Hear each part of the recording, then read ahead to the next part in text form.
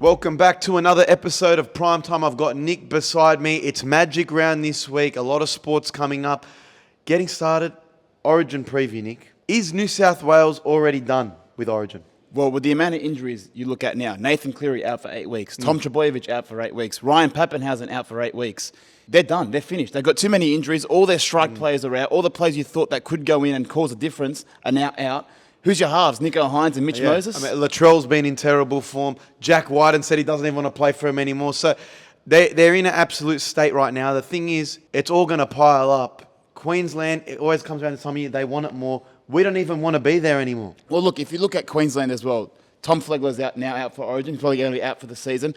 Tabuai Fido, not looking good. Murray Talangi, not looking good. Xavier Coates has had some injury concern. Cam Munster still has the groin injury. So they're not as, healthy as what one would think as well. But we're going to be made up of players like maybe Luke Brooks gets a gig. Mitch Moses has been there before, but they're talking to the likes of Jesse Ramian, Bradman Best.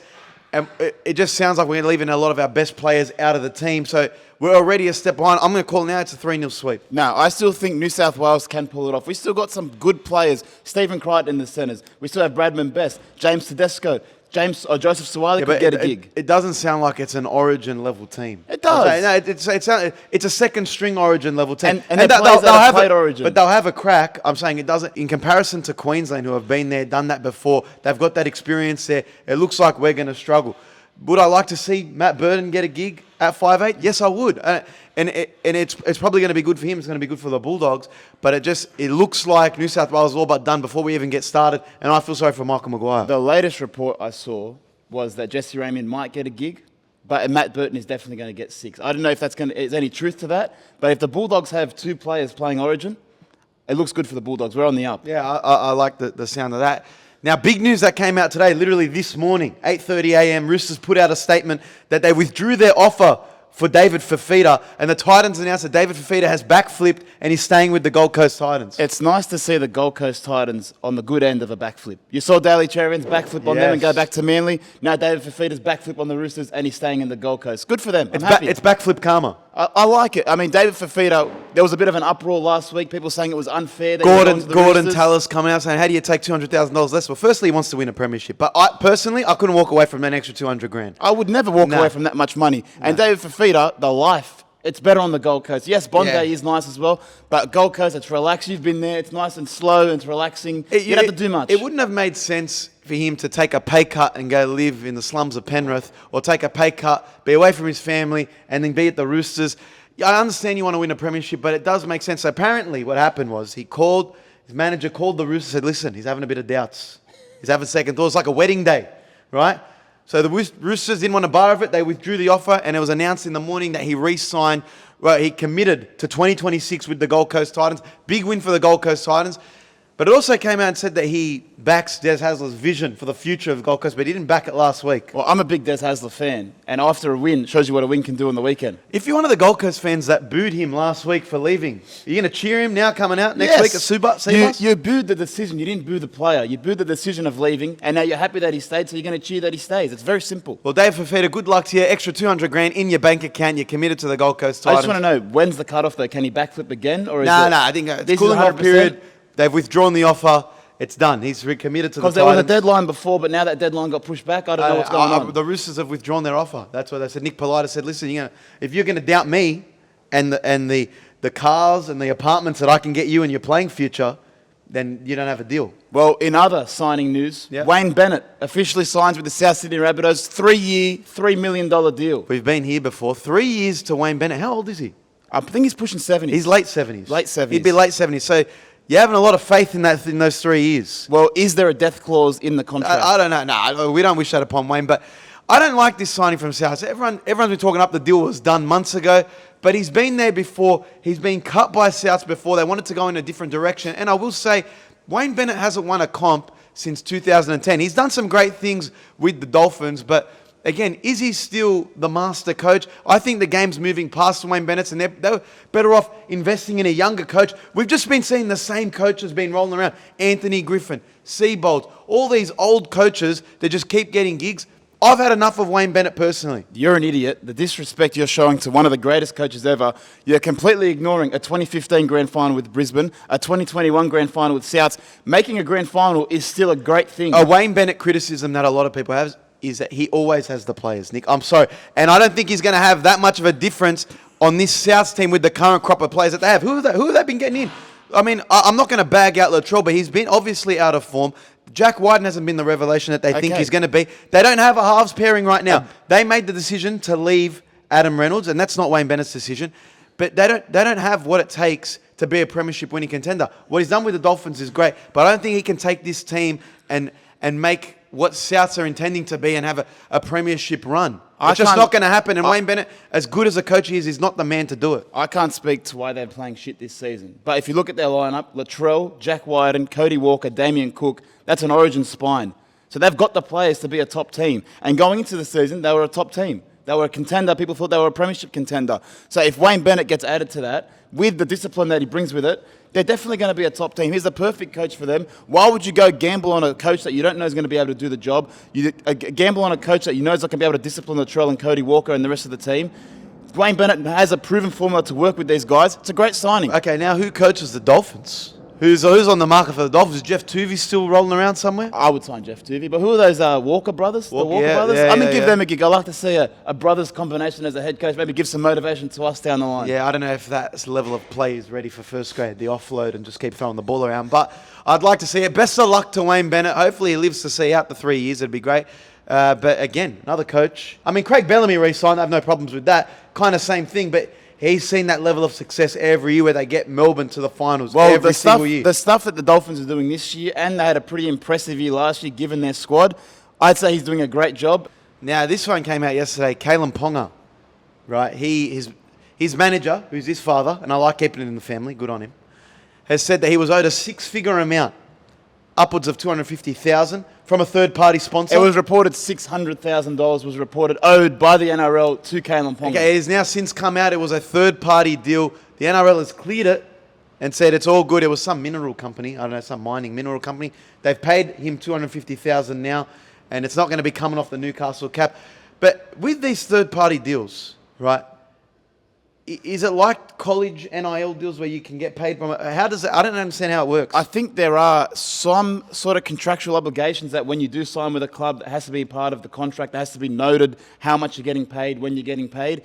But again, I don't know if there's a limit on the amount because you go at Roosters players, the brown paper bags, yes. That's third-party deals coming in whenever you need them. Now, Paul Kent has been in the news. We were going to go outside of the Downing Centre where he came out of court, but we wanted to respect him and leave him alone because he has now claimed, this is his second offence in the space of a year, he's now claiming he's seeking a mental evaluation and that he has some alcohol problems, so he's seeked to get a bail reduction or something along those lines. Pretty much you'll see no jail time, no big fine. He's seeking it to remove from a criminal conviction to where he'll just be having a mental evaluation for his alcoholism. I don't think he deserves the scrutiny, even though it is a double standard. He's gone at players before. My only thing is, if an NRL player held to the same standard as Paul Kent, if he had a drunken fight outside of Toddy's, great establishment, after they've had a nice dinner, and got into a fight, he's immediately stood down, okay, for a number of weeks and has to face a criminal charge. Same goes for Paul Kent. Now, for him to just be like, no, I'm not going to say anything and whatever, completely up to him and he has the right to do that. But he has to be held to the same standard as he holds the players.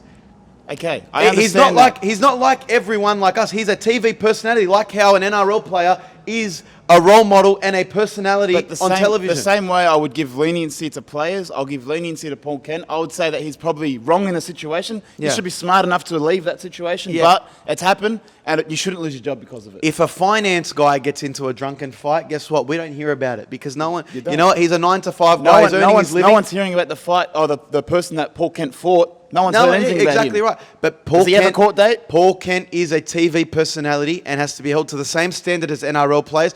If an NRL player wanted to say, hey, I want to remove this from a criminal charge and I want to have a mental evaluation, I think that'd be great. More power to them. But when this happened last year when Latrell and Wyden got into a bit of a push and shove outside, this got dragged on in the courts for a very long time and was scrutinised by the media.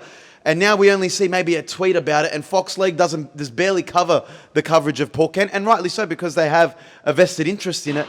But it's clearly a double standard for these journos who can't control when they're on the drink. Okay. They got alcohol problems. Paul Kent, you're stuffed up. I think he's acknowledged that. Same as last year.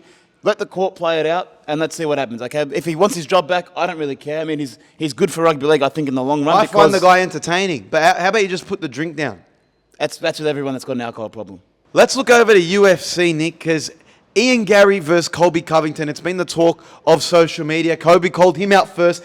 Ian wants this fight. He's been offered 6 fighters, and he said yes to all of them. Including Colby Covington, Michael Venom Page. But Colby Covington's now come out and said, that ship has sailed. I'm not fighting Ian Gary. It sounds like to me, and you know me, I'm a big Colby Covington fan.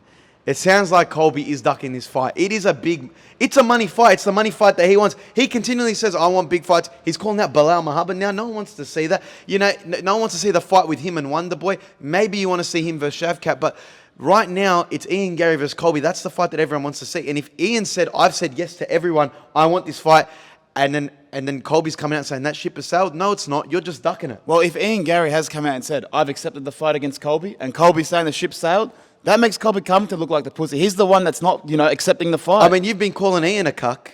You ducking this fight after the barrage, a storm of insults to Ian Gary. You're coming across looking like a bitch. Mind you, I know it's got to be in the best interest of Colby. If he thinks he can't beat Ian Gary, it's going to be probably his toughest fight. I mean, since Leon Edwards. Well, there's no other fighter he can fight because Wonder Boy, you said, that's boring. Shavkat, yes, it's great for Shavkat, but it's not a very great, entertaining fight. You want something that's going to sell, and I'm sorry, Colby, but you and Bilal Muhammad is not going to sell. And now, the biggest news of the day, John Anik has confirmed Bilal Muhammad versus Leon Edwards in UFC Manchester. It's going to be in Manchester. So, Colby Covington, your ship is sailing versus Bilal because he's getting a title fight. The well-deserved title fight, I might add. Yeah, he's been sitting on his ranking for a year, which Colby said, and he's finally going to get that title fight in Manchester. But that's going to be a stacked card in Manchester. When you think about it, Tom Aspinall fighting on that, Michael Venom Page potentially fighting on that, and then you got this welterweight fight in Leon Edwards and Bilal Muhammad. It's going to be massive. The best part about the news that he's fighting Leon Edwards is the fan reaction to Bilal Muhammad. A lot of people have gone at some of Bilal's fans saying this is going to be the greatest unanimous decision victory of all time. Bilal Muhammad's going to show Leon Edwards how a unanimous decision works. After all this online hate towards Bilal Muhammad, I want him to prove people wrong. I've become a fan. I've become a fan. He's been sitting on his ranking for so long. He's finally getting this title shot. I want to see an exciting fight. Prove everyone wrong, Bilal. And they've fought before. The eye poke is what caused the latest fight to stop. So really, Bilal Muhammad, I think he's got the upper hand on Leon Edwards. And if he does win by unanimous decision, that's just poetic. It's just poetic. If he can beat Leon Edwards by decision, he deserves the title. But let's be honest, Leon Edwards is a decision fighter as well. Apart from the knockout to Kamaru Usman, he very much is that championship fighter that goes to decision, has his advantage, and does what he needs to win. So it's going to be an exciting fight. I can't wait to see it. UFC is heating up. But talking about their TKO partner, Dana White has also said they're going to start packaging these weekends where WWE moves to Sunday, UFC on the Saturday, potentially Power Slap on the Friday. It's too much. It's going to be a lot of sport for a weekend, but I'd love it. I'd love to cover all of them. As a sport fan of all of them, I'm going to love it. But if you're just a casual, it's a bit much in one spot. Let's talk about the MVP of WWE right now. Logan Paul, who's just been announced to fight Cody Rhodes for the WWE champion in Saudi Arabia. Is Logan Paul the most underrated WWE superstar in the last couple of years? 100% he is. If you look at the quality of the matches he's put on, the quality of opponents that he's versed, just look at his opponents. Kevin Owens, Randy Orton, Roman Reigns, Seth Rollins, now Cody Rhodes. That's like the best people in the company right now. He's versed all of them. That's everyone he's had on his podcast. He has a podcast with Seth Rollins, faces Seth Rollins. Has a podcast with Roman Reigns, faces Roman Reigns. Randy Orton the same. Rey Mysterio the same. Now Cody Rhodes. This is his second title fight. Second WWE title fight in the space of a year. The guy's on an absolute run, and it shows the company has a lot of faith in him because he's a great heel. He can be a bad guy. He's an athletic freak. He can put on a great match. They have a lot of trust in him, and he's a massive selling point, not just to WWE fans, but he brings eyes from outside the company. The guy is a social media megastar, and if you hate him, it's on you. You have to respect him. Every Logan Paul storyline follows the same cycle. Fans hate him at the start, say he doesn't deserve it. Then he fights in the match. maybe an undeserving match, whatever it is. He fights in the match, puts on an amazing show. Then after the match, they say, you know what? He's a great superstar. He can wrestle. He sold the shit out of all those moves he did in that ring, and he deserves everything that's coming his way. I wonder if this title fight was included in the Prime sponsorship deal. I don't know. But like I said, if you hate Roman Reigns as a wrestling fan, you're going to have to respect him because he's one of the best in the ring at the moment. He's the best on the mic, and he's killing it. And at such a young age, this guy's he's a guaranteed Hall of Famer. I'm calling it now. Well, if Arnold Schwarzenegger's a Hall of Famer, I think anyone that's come in and helped out WWE deserves a Hall of Fame. But Logan Paul, if you look at Saudi Arabia, why do they love him so much? I don't understand. That's 2 WWE fights in Saudi. Think it's not just they love him as a wrestling person. He is a social media celebrity. They love the big celebrity, larger-than-life figures. So they love Logan Paul, and he always delivers for him in Saudi. And what you can't discount as well, what comes with Logan Paul? KSI's made an appearance. Yeah. Jake Paul's made an appearance. Speed's made an appearance. So who's next? Yeah, I definitely think we're going to see the tag team Paul brothers down the line.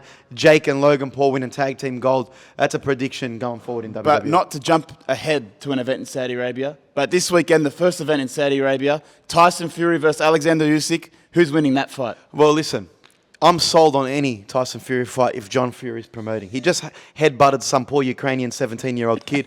It was hilarious. He came off worse for wear. He was split open, bleeding. Tyson Fury's reaction like, Dad, what have you done again? He's flipping tables in the lead up all the time. It's always entertaining. They need this spark in fight week. What I think is going to happen is Tyson Fury's in great shape. He's not coming in how he came in against, So is Usyk, though. So is Usyk. If you look at photos of both Fury and Usyk at their last fights and the shape they're in for this fight, they're taking this fight seriously. Yeah, when Tyson Fury fought Francis Ngannou, he looked like, I don't really care about this guy's he's a UFC guy. I don't need to be in tip-top shape. Right now, he looks to be in career best shape. He's ready to go again. And I think he's just going to comfortably win by decision against Usyk. And the thing is, people don't understand the significance of this fight. This is the first time the heavyweight titles will be united for some time. So for Tyson Fury, this is something that he wants to achieve. It's some titles he hasn't gotten yet. And for Usyk, you're taking down the best fighter of the modern era. So I hope Tyson Fury wins. I think as a showman, he's better. As an entertainer, he's better. And that's what I gravitate towards. I think for boxing and box offers, it's better if Tyson Fury wins when you're still having more money fights in the heavyweight division because you're still yet to see an Anthony Joshua versus Tyson Fury, which they do want to make, especially in Saudi Arabia. With Usyk being a title, the heavyweight champion, the unified heavyweight champion, it just doesn't sell for me. It doesn't sell to the casual boxing fan. So I'm back in Tyson Fury. I want to see him get it done by decision. And then Saudi Arabia, Tyson Fury versus Usyk, king and queen of the ring. Then UFC in June. They're the luckiest people on earth right now. Yeah, Turk Al Sheikh. He's bringing in the big events. But that wraps us up for Prime Time today. Make sure you stay tuned and you subscribe to @Kairouz Bros on YouTube and following along @Kairouz Bros on Instagram. But till then, back to you in the studio.